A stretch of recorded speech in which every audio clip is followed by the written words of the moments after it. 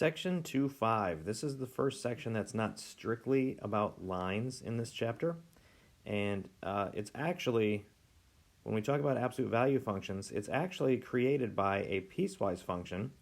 And you can see our definition here that the absolute value of x is defined as x as long as x is greater than or equal to 0. So this is one of those piecewise functions that we talked about earlier. And that kind of makes sense if you take the absolute value of a number. Like, for instance, the absolute value of 7 is just 7. So if your input is a 7, and you take the absolute value of that 7, your output, since 7 is greater than or equal to 0, your output will be a 7. However, we know, at least hopefully we remember this, like for instance, if we take the absolute value, if we take f of negative 3, which means absolute value of negative 3, the absolute value of negative 3 will be 3. And in general, the way we think about this is that absolute value is distance from 0. And I think we had some equations that we solved with those. But what we're looking at here is the function, and we're going to talk about the graph. So notice that it's different when the x value is negative. So if we're not up there in that top section, we might be down here in the bottom. And notice in the bottom, we use that when the domain or the input values are less than 0. In other words, if they're negative. So that's like this case right here. When it's less than 0, we take the opposite of whatever our input value is. So we change the sign.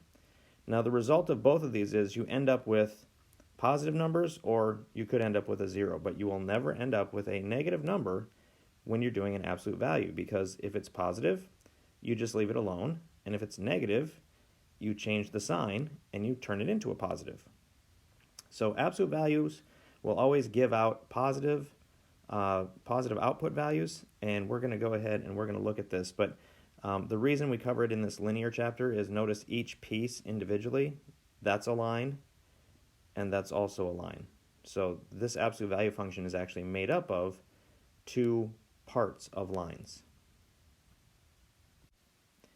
One other thing that we want to know is absolute value gets used a lot when we're talking about the distance between two numbers on a number line. And so this formula right here at the bottom, distance between point A and point B equals the absolute value of B minus A. And again, the reason for that is because your distance is never going to be negative. So you subtract the two numbers, and then you take the absolute value, and that will be the distance between those two numbers. For this first example, we want to describe with a function all the values x within a distance of 4 units from the number 5. So if we think back to our little formula that we had on the previous page, the distance between point A and point B is equal to the absolute value of B minus A. And so we're going to follow that pattern. We're finding the distance between x and 5. So we would say, if we want to find the distance between x and 5, we'll just do x minus 5. And that goes inside the absolute values. So that's the distance. And then what do we want to be true about the distance? We want the distance to be within 4 units, or within 4 spaces. So if it's within 4 spaces, and you go 4 this way and 4 this way, within 4 spaces means that you're in the middle here. In other words, your distance is less than 4. You're within 4 units of 5. So again, this is the distance part. And then this is saying that you are within 4 units of that 5. So this would be our answer right here, but we want to make sure that we understand why.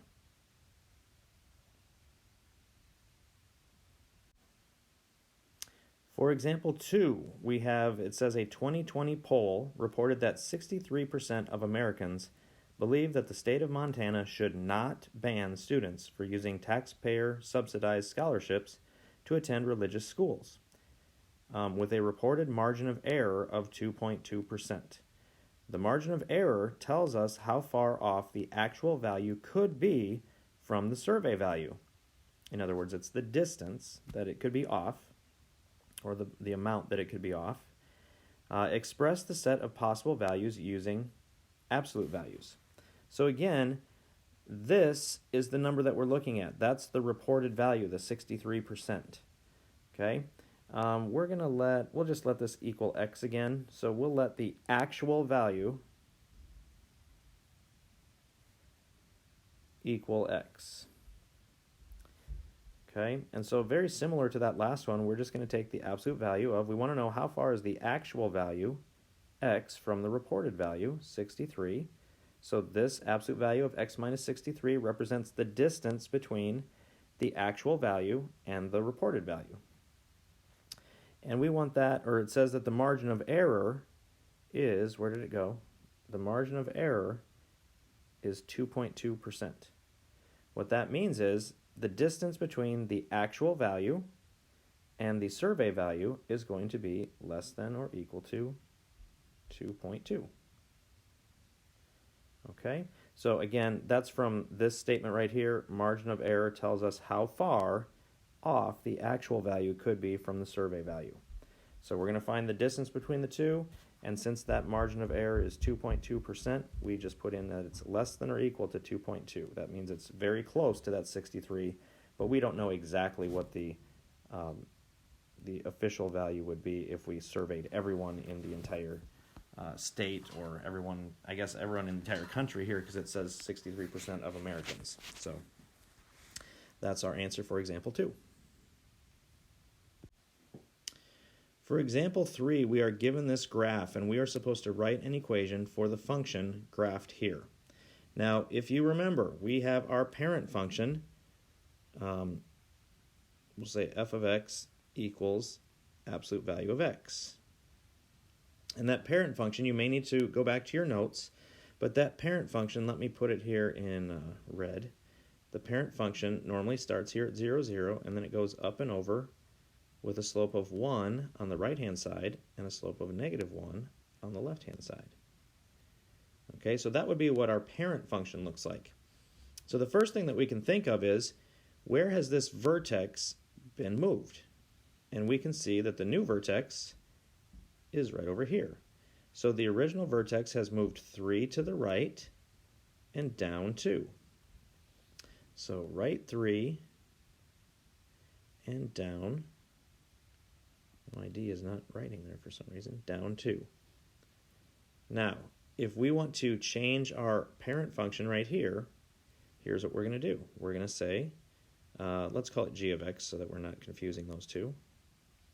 So the first thing that we're going to have is, we know it's going to be the absolute value of x, but since it has moved to the right 3, remember left and right affects the x, so we're going to put it inside the parentheses, and it always works backwards of what you would expect. So moving it to the right 3 means you're going to subtract 3. Then we're going to move it down 2. So after that, we're going to have down 2 is outside affecting the y. We're just going to put minus 2. So that gets our vertex to the right spot. But now I'm going to erase a little bit of this so that I don't have so many lines going all around. But we also have to consider the fact that this shape over here in the blue doesn't look exactly the same as the shape that we would have if we connected those red dots. You'll notice that the slopes on either side are no longer 1. The slopes on either side, on the right side here, you're going up 2 and over to the right 1, so that slope is 2. And on the left-hand side, you're going up 2 and to the left 1, and so that slope is negative 2. So our slopes originally were, in the parent function, negative 1 and positive 1. So you can see, instead of going up 1 and over to the right 1, it's now going up 2 and over to the right 1. So that is a vertical stretch. And it's a vertical stretch changing these 1s to 2s. So we're going to take that, and that tells us it's a vertical stretch by a factor of 2. And we put the 2 right here in the front. So this is going to be the equation, or the equation for this function in blue that's graphed here. But again, what you're looking at with these absolute values, it's pretty easy. You just have to find that left and right shift first to change the vertex. And then you just check the slopes on either side of your absolute value shape to make sure that, and the nice thing is with absolute values is the slope just goes in right here. So if you see that slope is a 2, you're going to go and put a 2 right there. The only other thing you'd have to consider is if it's been reflected and it opens down, if you remember, the reflection would make this number up here a negative. So that's the one other thing we'll have to consider in certain cases. For this try it now problem, we are given the description of the transformed absolute value function. So right away again, we know that our parent function is the absolute value parent function. So because they told us that right here, absolute value function. Write the equation. So the absolute value function is horizontally shifted. Let me change colors here. Hang on. So let's switch to blue. So it's horizontally shifted left 2 units. So I'm going to put that over here. We're going to go to the left 2 units. And then it's vertically flipped or reflected. So I'm going to put that here. It's reflected. And then it's vertically shifted up 3 units. So it's also going to go up 3 units. So let's write out our equation. We know, I'm going to again rename it g of x. You don't have to, but just so that, again, we don't get confused with the parent function. So g of x equals, and we know it's going to be absolute value of x because that is our parent function. And since we are moving this to the left 2 units, remember left and right goes in with the x, and it's backwards of what you'd expect, so moving to the left, the way we do that is we add 2. Then if we want it reflected, so if we're going to deal with a reflection and it's a vertical reflection or a vertical flip, that's where we get this negative in the front. That's going to take all the values that were positive and it's going to reflect them and it's going to make them all negative. And then finally, if we want to move it to up 3 spaces, we're going to put a +3 at the end, and that moves the whole graph up 3 spaces. So I try to use the colors to help us realize which part goes with what, but that is going to be our function for that try it now problem. When dealing with absolute value, you should think of the absolute value of a number as its distance from 0. And what that tells us is if we have the absolute value of x equaling c, which is just some number, if you think about the picture there, that means if here's your x, here's your 0, because it's distance from 0, and you are trying to find the absolute value of x and you know that absolute value of x is c, the 2 options are you could go c units to the right, which would be a positive c value, and you can go c units to the left, which would be a negative c value. So that means x could equal c, or x could equal the opposite of c, a negative c, and this is how we write that. So we would just say x could equal a positive c or a negative c.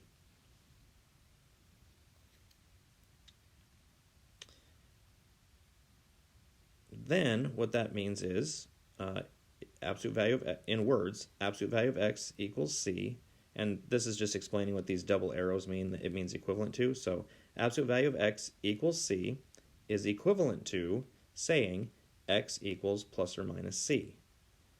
And again, since you're talking about c being a distance, we would say c is greater than or equal to 0.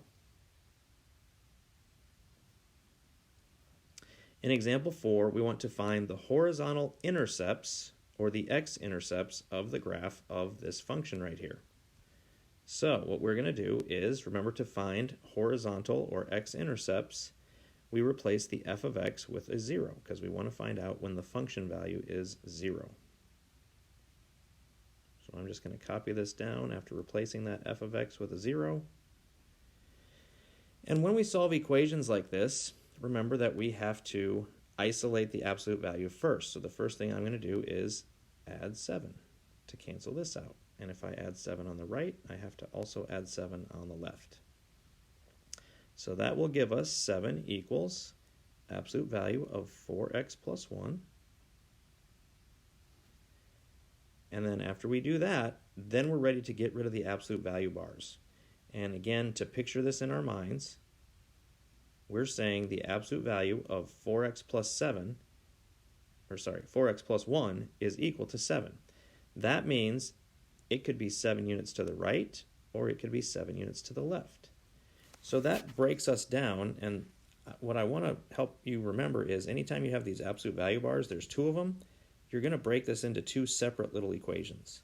So the first equation that we can see is you could move it, or it could be 7 units to the left of 0. So 4x plus 1 could equal negative 7. Or the other option is it might be 7 units to the right of 0, and then 4x plus 1 would equal positive 7.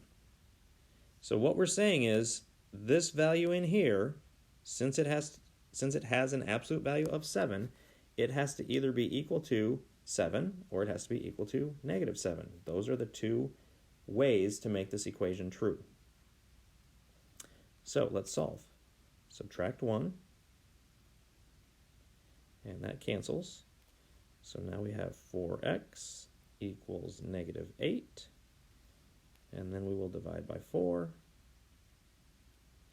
And on this side over here, I'm going to move this up. We're going to get x equals negative 2 when we divide that. So that's one of our answers. And then over here, we actually end up doing the exact same steps. We're going to subtract 1 to cancel that. And that gives us 4x equals 6. And then to cancel out the 4, we divide again. And that will cancel that. And again, I'm going to actually just put this right up here. So x will equal, now 6 over 4 doesn't come out evenly, but we can reduce it as a fraction, and it would be 3 over 2. So there are 2 answers on that one, x equals negative 2 and x equals 3/2. And if you wanted to check that, you would just take those values of negative 2 and 3/2 and plug them back into the original function, or into the original equation that we made in place of the x, and then you could do your work and it should come out to be 0. So actually, let me do that. So if we check it, and I'm going to check this just verbally here, but 4 times the negative 2, I'm going to use this one first. 4 times negative 2 is negative 8. Negative 8 plus 1 is going to be negative 7.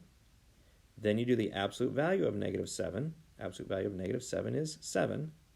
And then finally, 7 minus 7 is 0. So we can see that, yes, this one checks out.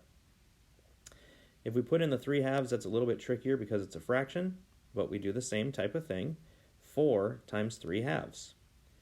And you can use a calculator or whatever, but 4 times 3/2 ends up being 6. And then 6 plus this 1 gives us 7. Then we take our absolute value. The absolute value of 7 is 7. And then finally, 7 minus 7 is 0, so that one checks out as well. So that's how you can check those absolute value functions, just like checking any other function, or equation, I should say, checking any other equation. You just plug it back in to make sure that it gives you a true statement in your original equation.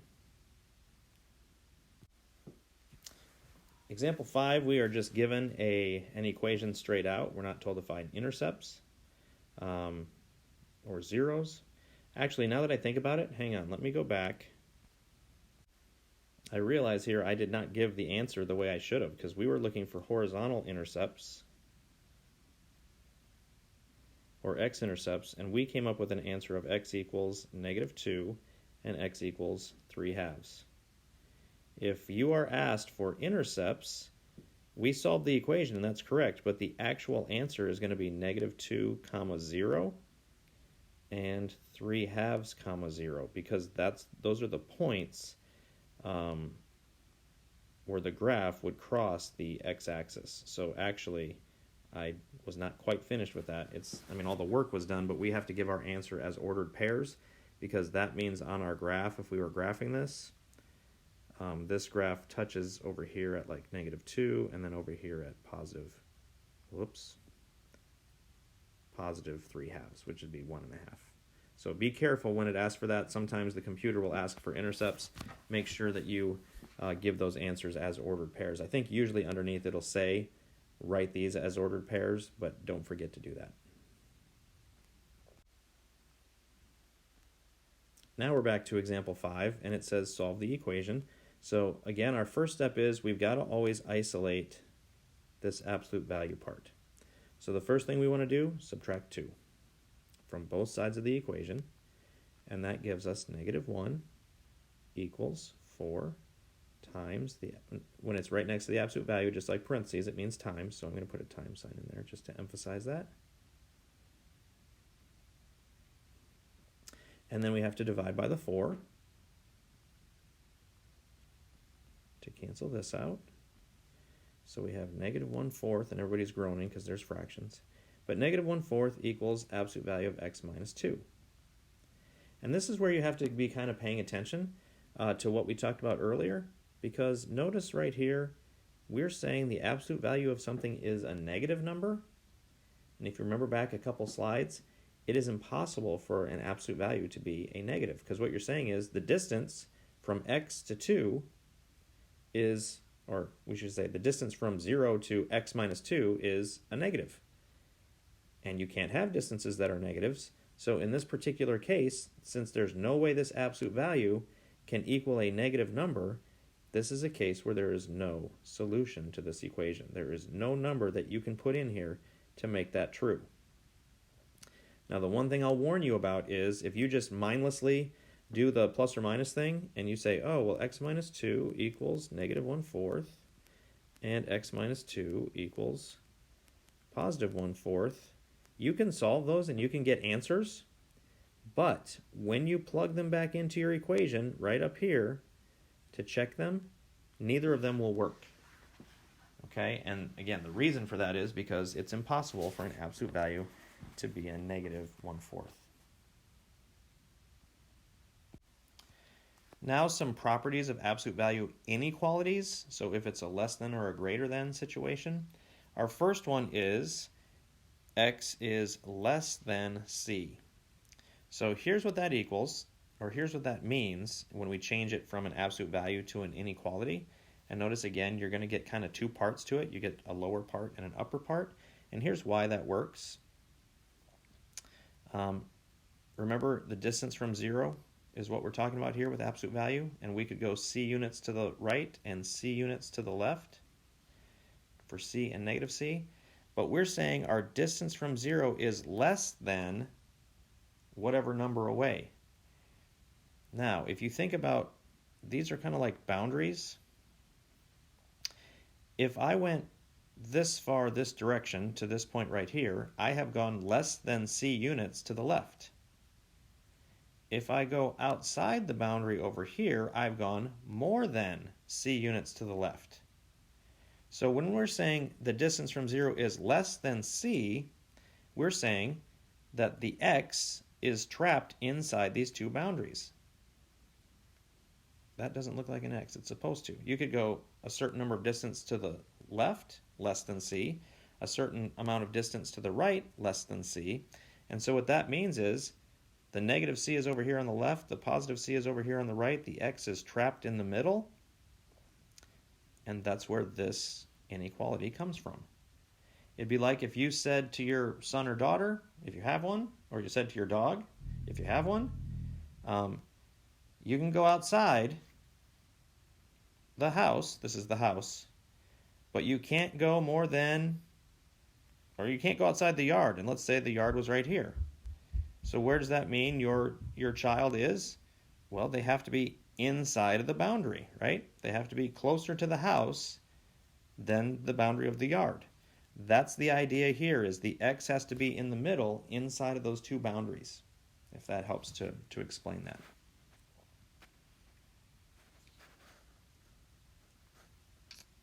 Our next option is that x could be less than or equal to, and I'm not going to re-explain this. The only difference is now we have the less than or equal to signs rather than just less than signs like in number 1. Number 3 is we have an x is greater than c. Absolute value of x is greater than c. So distance from 0. We're still comparing it to c. I'm going to draw these as boundaries right away. But this time we're saying the that the distance from 0 is more than c. So they haven't gone only this far, they've gone outside. They've gone further than c units to the left or further than c units to the right. So that means the x is out here somewhere or the x is out here somewhere, more than c units either to the left or to the right. So the inequalities we get here, we could say x is less than the negative c because it's further to the left, or we get two separate areas, x is greater than the positive c because it's to the right of the positive c. And that's where this inequality right here comes in. X is less than the negative c, or x is greater than the positive c. So hopefully, I usually draw these pictures because hopefully the pictures will help us visualize distance from 0, being more than or less than whatever number we're given.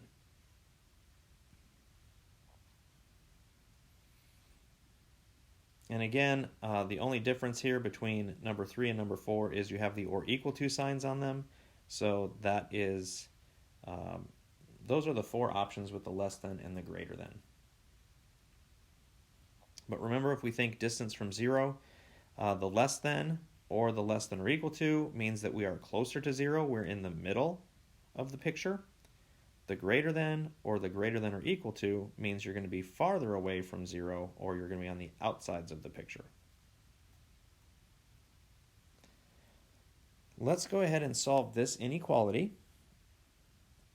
Notice that the absolute value part is already isolated. There's nothing else by it. It's just an absolute value. The next thing we want to think about is the fact that this is a greater than or equal to. Now I'm going to go ahead and draw the picture. Like I said, you don't have to draw the picture kind of once you get the idea. You can stop drawing the pictures, but I like to draw them.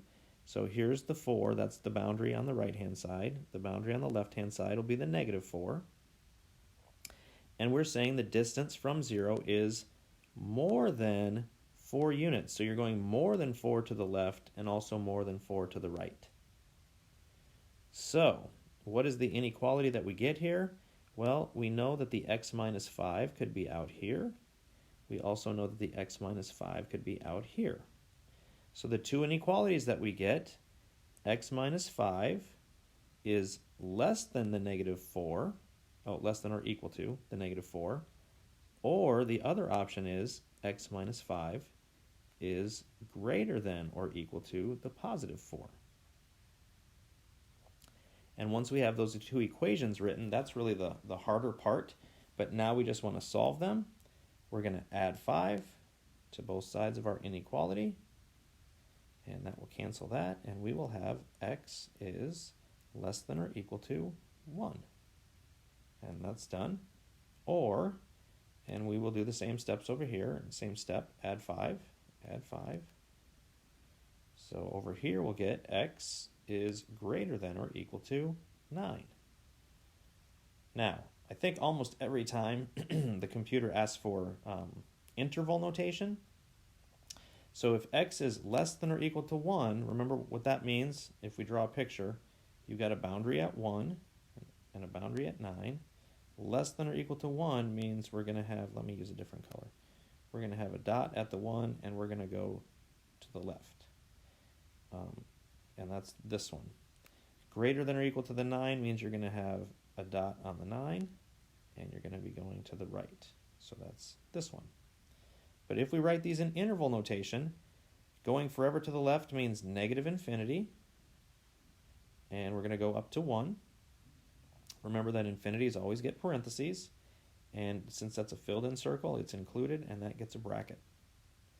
And then remember, if we've got two separate areas and we're putting them together, we put our union symbol here, which just looks like a big U. And the lower boundary here is a 9, and then we're going forever to the right, which means we put in infinity. Infinity always gets parentheses, and because of the filled-in circle or the or equal to sign, that is a bracket. So this would be our answer in interval notation for that equation. If you were just asked to write it as an inequality, then you would leave it here. But I think almost everyone asks you for interval notation on that. So when you're dealing with inequalities, you're dealing with your answer is going to be a section of the graph rather than just one number on the graph. That is the end of section 2.5. Again, not ideal for us to have to do this with a video lesson. So hopefully you didn't have a video lesson and you were able to watch it in class, but you're just trying to get some refresher on these answers. But this is, you'll have 6 graded problems there. There might be some multiple parts to some of those problems or multiple answers, but just make sure you try those. And again, please, if you get stuck on something or have questions, please don't be afraid to email me and ask me for those questions and try and get some additional information there. So hopefully the video helped, and I will see you again later.